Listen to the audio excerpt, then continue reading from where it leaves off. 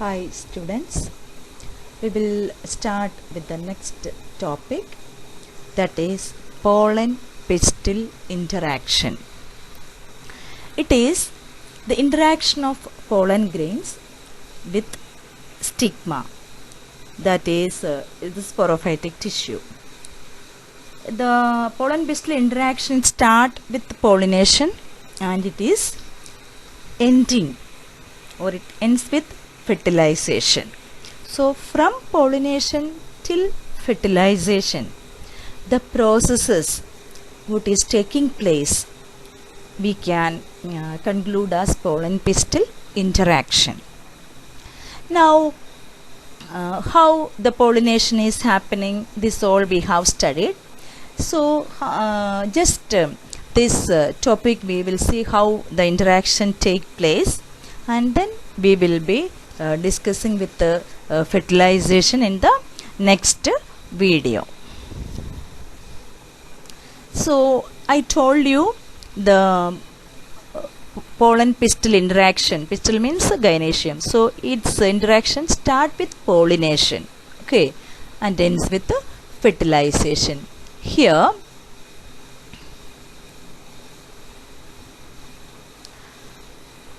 all the events from the deposition of pollen grains on the stigma, okay, that is what is known as pollination, we know. So by the deposition of pollen grains on the stigma, so from that process to the entry of pollen tube in the ovule, okay, it is referred as pollen pistil interaction. Inside the ovule there will be actually egg apparatus. Egg apparatus includes synergids also, okay, that is why it is given means in the bracket. Now here when the pollen grains are falling on the stigma, it is recognized or identified whether it is compatible or incompatible. That is the first thing. So it is not necessary always the pollen grains of the same species should fall on the stigma, isn't it? By pollinating agents, any type of pollen grains can reach, or it will be falling on the stigma. But stigma will be able to recognize its compatible type of pollen grains. Its own species the pollen grains from its own type of plants. Okay, it's the plants which belongs to the same species. From that the pollen grains are falling.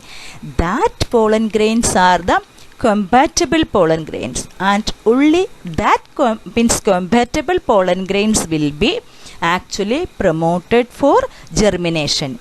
Incompatible one will not be actually germinating. So that way the stigma will be able to recognize the compatible pollen grains. Okay, compatible means actually the same type of pollen grains which are produced by the same species plants. Okay, the plants which belong to the same species. So that is the first main process which happens during this pollen pistil interaction. The wrong type of pollen grains,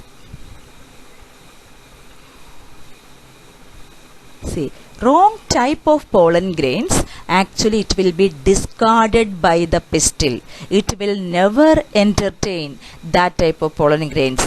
Only the compatible pollen grains will be actually encouraged, and they only will be able to germinate on the stigma. Okay, is it clear that point? The stigmatic surface provides the essential prerequisites for successful germination. So when the pollen grains are falling on the stigma, from the stigma they will be getting some sugary secretions. By absorbing that, actually during the development of male gametophyte I told you this point.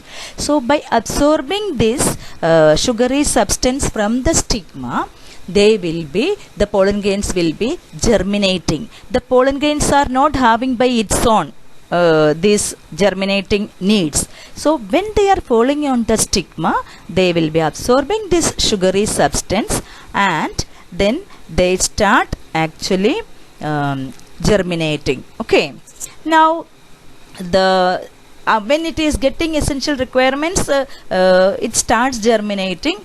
Then what happens here? After germination, what is the pollen tube is produced? Okay, that also we saw. And this pollen tube, it will be started moving through the style. Actually, it will be moving through the style downwards. Okay, so the tip of the pollen tube enters. Then after growing, it will be entering into the ovule. So the structure of ovule, I hope you remember. Anyway, in double fertilization, the next topic I will be with the diagram, I will be explaining that. So this pollen tube, actually it will enter into the ovule, inside the ovule. Now so here, by this pollen pistil interaction, actually the compatible pollen grains are selected by the pistil. The stigmatic surface will be able to identify that, and then that way it is playing an important role in sexual reproduction. So once the compatible ones are falling on the stigma, it starts developing, it starts germinating. Then the two male gametes will be formed. Then the pollen tube, okay, the male gametophyte structure, actually remember in your mind, the pollen tube will start growing down, carrying these two male gametes, and it reaches the ovule. Okay, when it is coming down through the micropyle, it will enter there. The egg apparatus will be there. The synergids will be there on either side.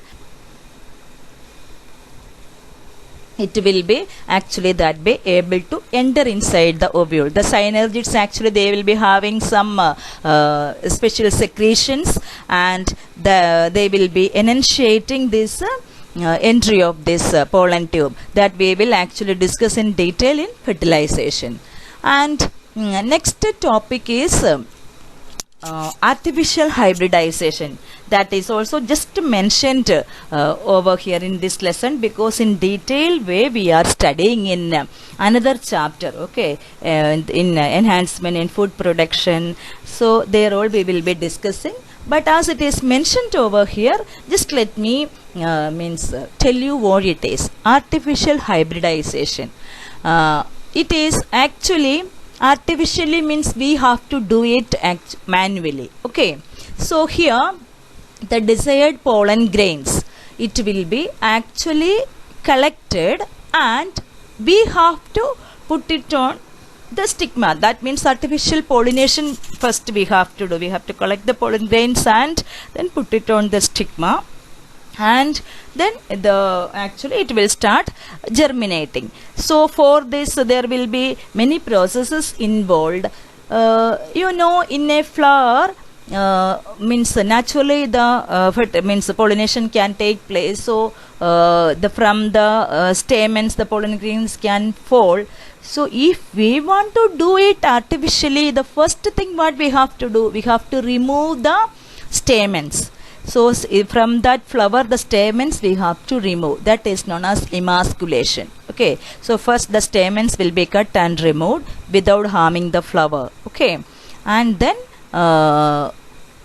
bagging means after this emasculation, removal of stamens, then the flower will be covered, so that by mistake or by chance unwanted pollen grains will not fall on that. We will cover it, and the required pollen grains or the pollen grains with the desirable qualities we will be collecting, and that pollen grains actually artificially we will be putting on the stigma. So for what we are doing this, to actually inculcate some new qualities more desirable qualities if we want to inculcate. So in that case we will be doing this artificial hybridization, and that way more desirable qualities we can inculcate, and artificially we are doing it. That is why it is known as artificial hybridization. I don't know whether the point is clear or not. Anyway, it is in detail we are studying in another chapter. So emasculation means removal of stamens, and after removal of stamens we have to bag the flower.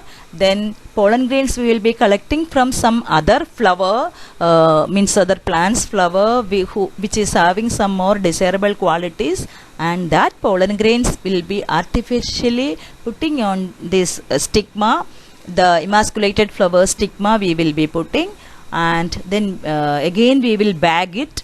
And even tagging is also there. After bagging the flower, the date of this pollination, then what type of means flower it is, what type of flowers, pollen grains are added. So this all details we will actually write and tag it. Okay, tagging, price tag will be, that way the tagging will be done, and it will be means covered to protect means from